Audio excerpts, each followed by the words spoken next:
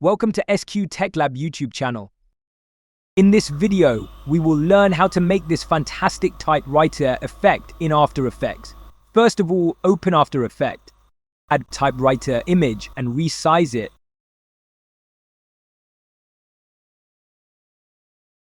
Add a text layer. We will select Korean new font here. Now type something. Resize it. Now let's add an animation here. Click on character offset. Next go to property, opacity. In range selector, add keyframe to the start, select 0. And in ending keyframe, select 100. Opacity value 0%. In advanced, smoothness to 0%.